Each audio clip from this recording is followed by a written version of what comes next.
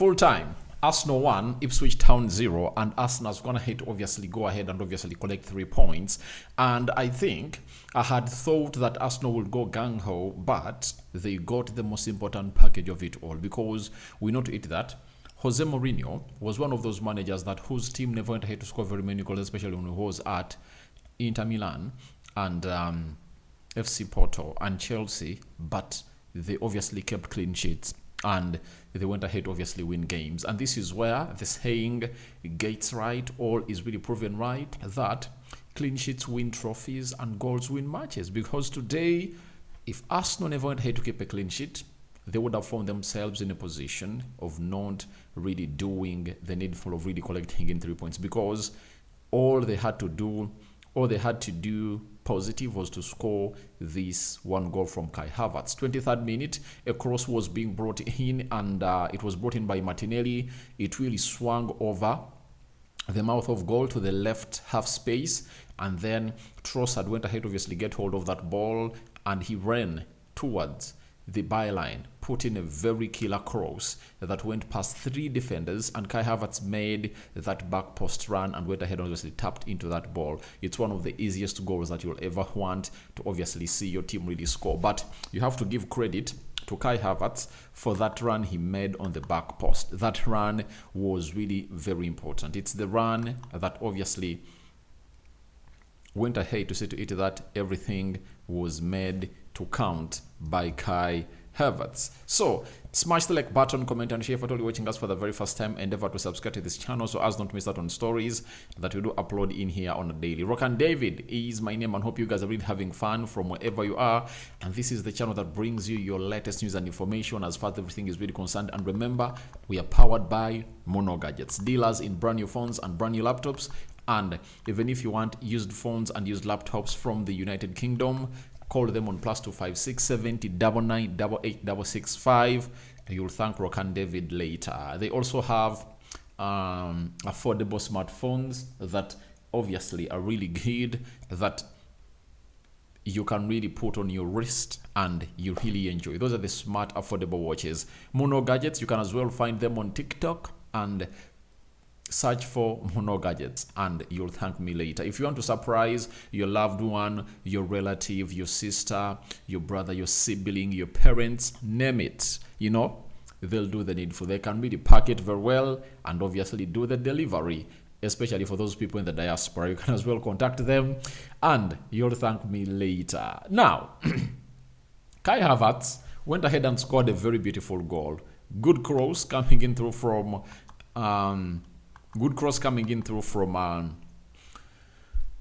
Trossard, and obviously you see what has gonna have to happen. And when you see Trossard into this assist mode, you know, as a player, you have to really understand that he is not gonna stop doing this. I tell you, he is not gonna stop doing this assist. Remember, his first 6 months at Arsenal, he had 11 assists.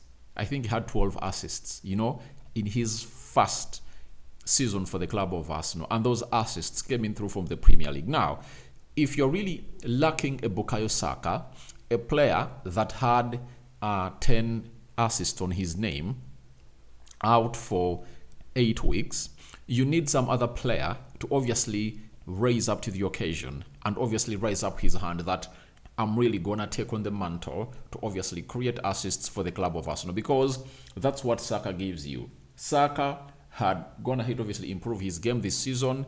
He has, 7 goals, 6-7, and he had gone ahead obviously put in 10 assists plus this season, and that was a bar well set. Now, in his absence here, you need a different kind of player to come in through and obviously put in that shift, and looks like a player that has gone ahead to rise up his hand in a game that Saka has not featured in for any minute has been Leandro Trossard, and he has gone ahead obviously getting a very beautiful tap-in cross for Kai Havertz to make it 1-0 for the club of Arsenal. It's not that Arsenal never went ahead not to get in very many chances. Other chances really showed up, but Arsenal really did the needful. And Kai Havertz went ahead to score his 7th goal of the Premier League.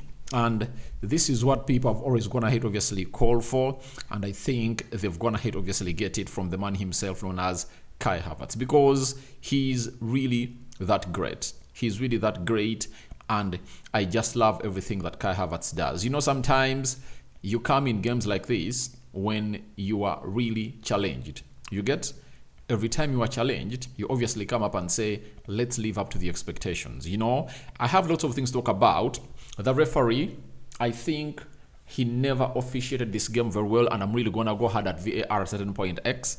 Then, Gabriel Jesus factor, not scoring today, having gone ahead of his score in his 2 previous games against Crystal Palace. Today, he never found himself on target. Now,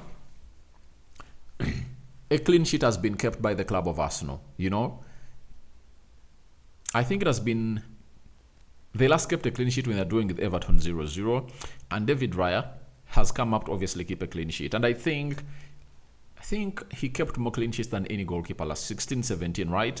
And he won the Golden Glove. So, if you are Arsenal and you're keeping clean sheets like this, I think it's really very important, because most of you might be complaining of we never scored very many goals. But remember the game of Everton? You never scored a goal and you kept a clean sheet. And today, the clean sheet made more sense than it made when it happened when I really playing against Everton, because you people just went obviously to score that one goal. And obviously, from the beginning of the game, Arsenal was pushing to obviously get themselves a goal. And to your information, Ipswich never had a shot on target, and that kudos should go to every player that was defending the game of football. That back line of Lewis Skelly, Julian Timber, then there was Gabriel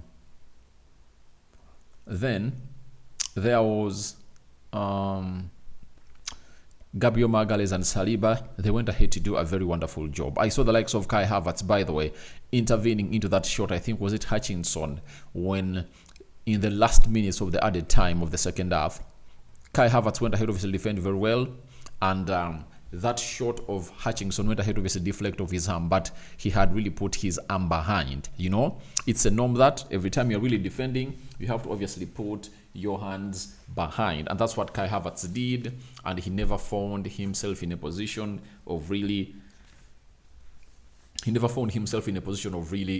costing his club, but he defended very. You never know where that shot would have gone ahead to go, because when they're playing against Man United, you know, that same boy went ahead to obviously curl that ball, and it deflected off a head of a defender known as Mazraoui, and it went into the back of the net. You understand? So I'd love to obviously let you know that it's really one of those moments that Arsenal could have gone ahead to obviously feel painful in the dying minutes, because the minutes were over. Like the goal Fulham scored against Chelsea, you know, in the dying minutes, and it never lasted a minute after them scoring. And the referee went ahead to blow the whistle that the game is done and dusted. So that is exactly one of the things that you have to look at and really understand, that these players defended as a unit and they did the needful. And for David Raya, he will be one of the happiest men on the planet Earth right now, because he has gone ahead to keep a clean sheet. And for a goalkeeper, keeping a clean sheet is his happiness. That is it. Let no one lie to you. For a goalkeeper, keeping a clean sheet is his happiness. That is it. Keeping a clean sheet is the happiness of the goalkeeper, especially if at all his team really collects 3 points into the bag. And Arsenal came into this game when they really have a lot of pressure, because Liverpool had gone 9 points ahead of them, you know, and you know what that pressure means. And by the way, such games really bring in a lot of pressure. And I think even in their next game, they are going to play their next game, you know, after Liverpool playing. I think so. They'll play Brentford after Liverpool has already gone ahead to play.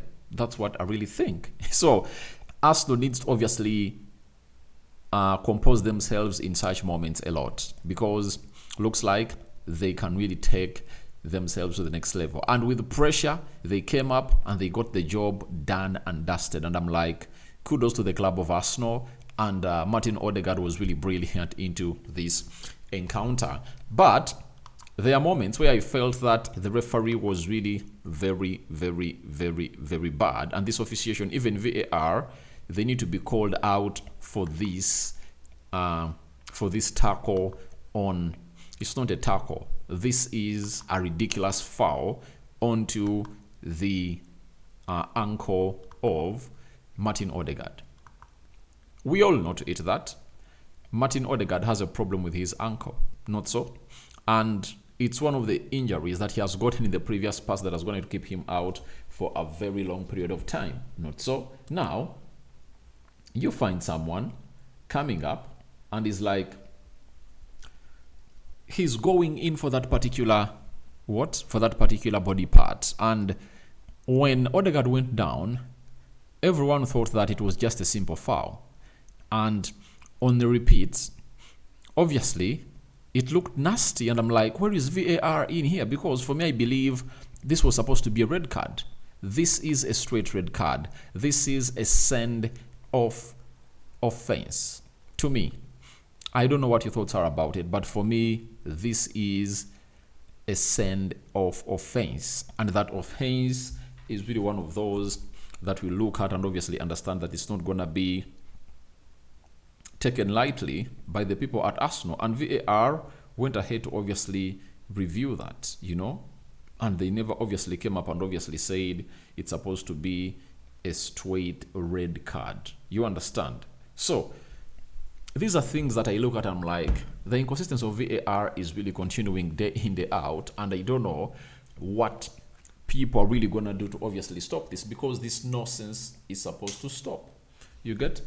This nonsense is supposed to stop, and it must stop, I tell you. You cost a season of Martin Odegaard. He has been out for some weeks and is back, and your intention is to see to it that you really foul him in that particular part. I'm like, it's really very nasty, I tell you. So that is Martin Odegaard for you. That's one of those moments that I felt like the referee was really very, very, very, very bad at, and his decision for me was really bad. And the reason as to why I'm not going to blame the referee, because it was really quick. But for the side of VAR, they would have gone ahead, obviously called the referee and obviously ask him, is it a straight red card offense or not? Because I believe there is something more nasty into that action that would have gone ahead to cost this guy a season. So that is it. We are getting in through from VAR, and let me talk about Gabriel Jesus. Taken off, looked unhappy, but he was again in a graveyard shift. That's what I tell you, that your striker will only get you goals if at all he obviously gets served. And the moment he's not served, I tell you, he's not obviously going to come up and obviously put in a very beautiful shift altogether. So the only time he was released, and I think it was by, is it Leandro Trossard? Looks like Trossard had everything to do with Arsenal's goal today. Look at that. I think this is Trossard trying to find a pass to release Gabriel Jesus, and he indeed found him. Jesus ran towards the ran towards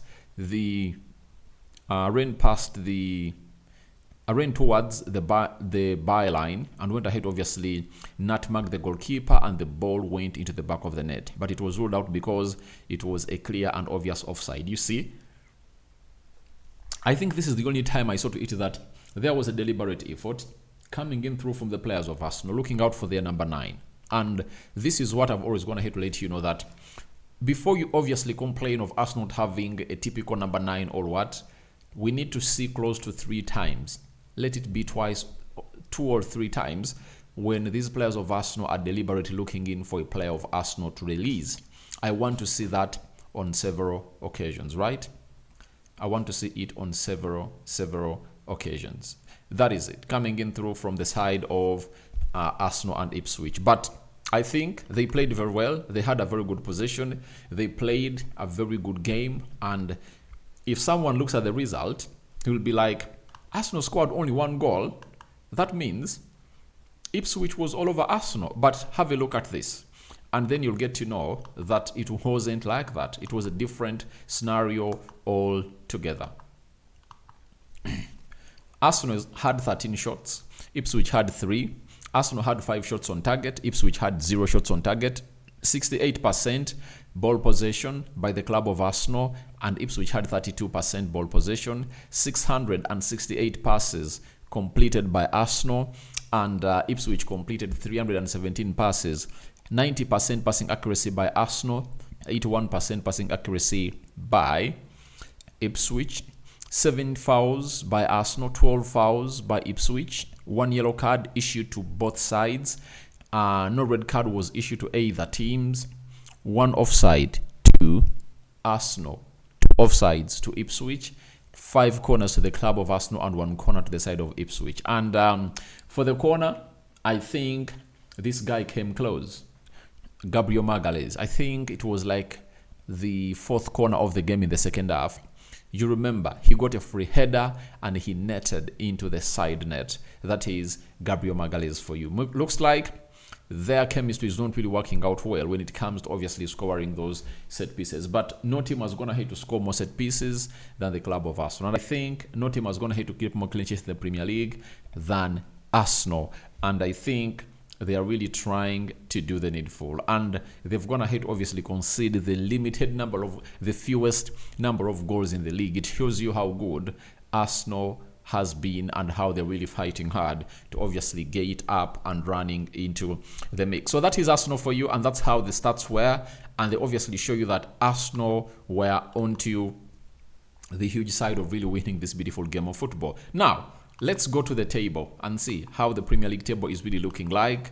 And I'm going to be letting you know the next fixtures of the following teams: Chelsea, Liverpool, and Arsenal, because I believe that the teams into the title race. Man City, when they obviously get themselves up back, I'll give them a chance. But I'm not saying that they're really out of this race. They are in, and they're still in. Now, Liverpool, 17 games played.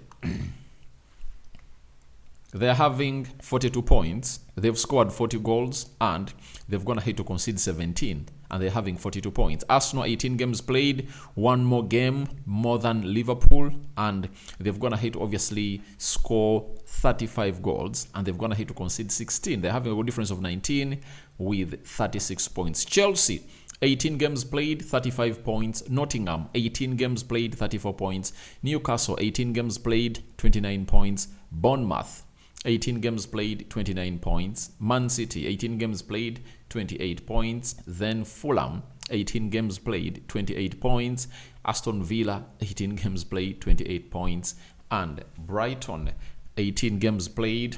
They've gone ahead to draw with Brentford 0-0, and they've gone ahead to obviously have 26 points. That is the top half of the Premier League table. If you don't see your team here, just know you are into the bottom half. I know fans of Man United will be like, Rokani, please tell us. You know where you belong. I think United is 14th, if I'm not mistaken. And when you look at the Premier League fixture, it's just getting bad and bad and bad for the club of Manchester United, because their next teams, they have to obviously come up and play Newcastle, then Liverpool. There is also Arsenal. Now, Match day 19, that sums up the Premier League half season, comes up with Leicester City will obviously be hosting Man City. That is on the 29th. Then Nottingham is third. That's why I'm giving you the fixture of Nottingham. Nottingham will pay a visit to Everton, on the 29th. All right. Then Liverpool will have to pay a visit to West Ham. You get? That is tomorrow on the 29th, because today is 28th in my country. Ipswich will have to host Chelsea. Another huge game for us to watch. Now, on the 30th, Brentford will obviously host Arsenal, right? That is match day 30. So, I think I've given you all the fixtures. And again, Arsenal fans are really going to be onto their knees on 29th as Liverpool pays a visit to West Ham. They'll be like, please, West Ham, go ahead and do the needful and really maybe see to it that Liverpool drops points. And West Ham is not going to be an easy nut to crack, but it's one of those highs that can cause havoc in any way. So guys, that's what I had for you. I'm going to be returning with a player rating, so please go into the comment section and tell me your thoughts about Arsenal 1, Ipswich 0. Please tell me your thoughts about it and what you think about this beautiful game of football that Arsenal have gonna hit to win.